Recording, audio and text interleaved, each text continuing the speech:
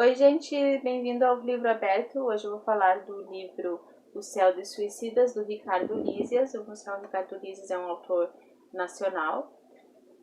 Ele tem 48 anos. Me chamou a atenção a história desse livro e também o título, né? O Céu dos Suicidas. E esse é o primeiro livro que eu leio desse autor. E como dá pra ver, aqui tem várias notas, assim, na capa aqui porque ele coleciona várias coisas. Ele não coleciona notas, na verdade. Ele coleciona selos e tampinhas. E essa parte do colecionismo E ele, o personagem principal, Ricardo, divide o mesmo nome com o autor, também é Ricardo, né? Então essa parte do colecionismo dele não me chamou muita atenção. Inclusive eu achei um pouco arrastada, foi até a página 30, porque eu não coleciono nada.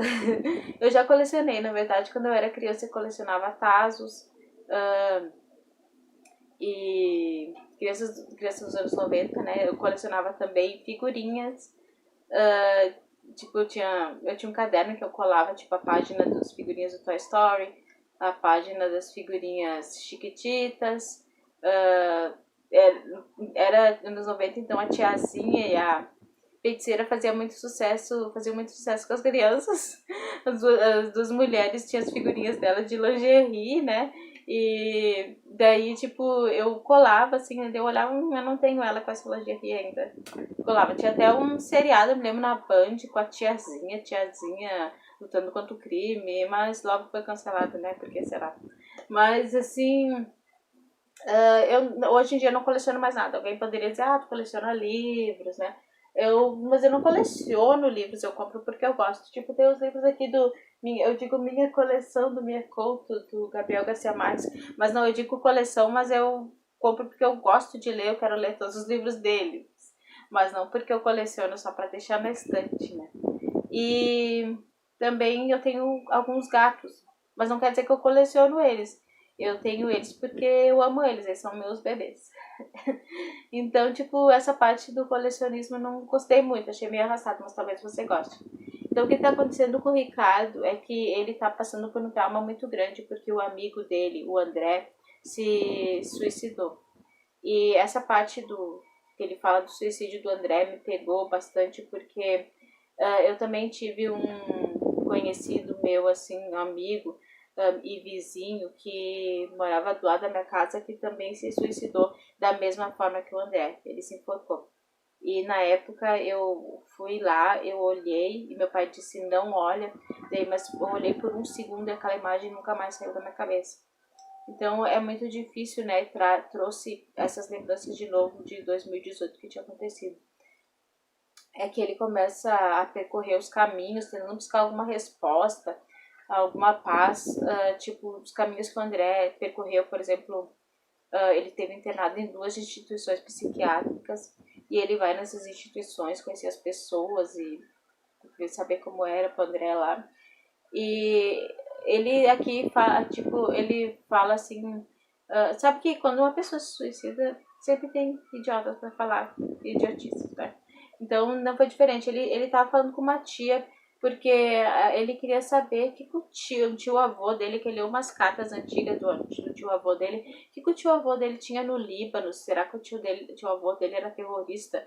Porque ele leu que tinha umas cartas, daí a tia fechou a cara, ficou brava. Ela fazia assim árvores genealógicas. Aproveitei a chance para perguntar se sabia que meu avô tinha trocado tantas cartas com um grupo no Líbano. A velhota fechou a cara e nervosa disse que não é porque meu amigo se matou que posso incomodar a memória dos que se foram pela vontade de Deus. Não, mas tem outro, ele vai num centro espírita e um cara fala para ele que quando um sujeito disse... Não, primeiro eles falaram que o suicida sofre bastante na vida após a morte. Pode que os espíritos acreditam em vida após a morte. Né? Quando o sujeito disse que os suicidas são frouxos, metia a mão nele. E aí ele teve uma grande briga, ele apanhou, foi pro hospital.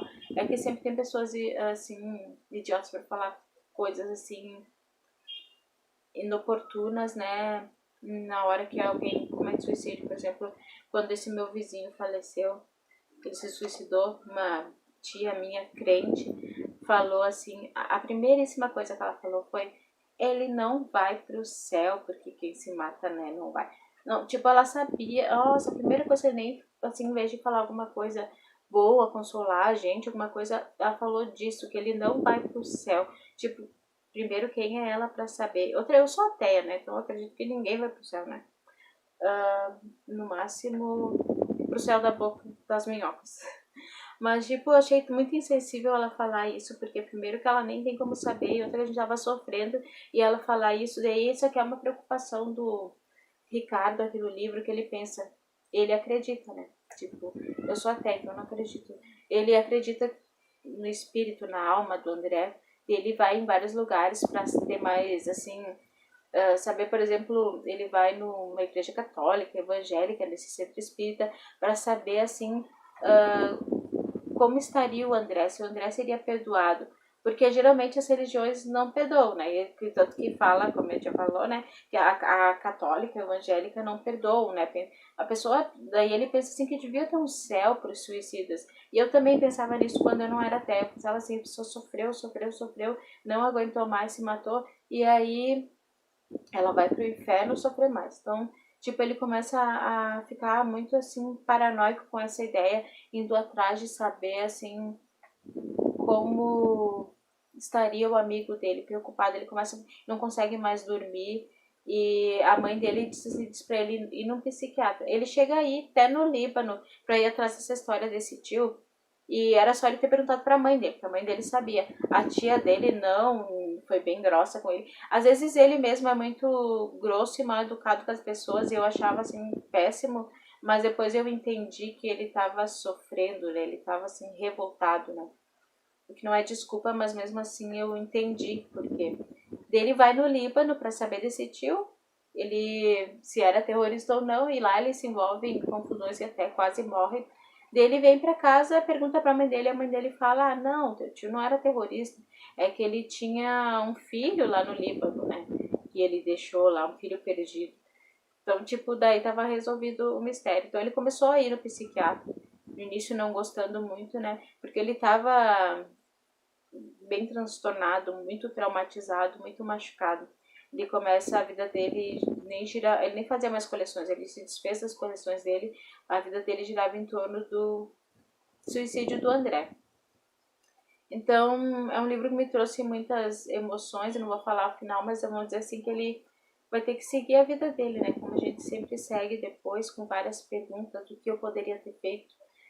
Mas eu gostei desse livro, quero ler outras coisas. O Ricardo Liz é um livro bem fininho, não sei se vai agradar a todos, mas eu gostei. Então fica a dica.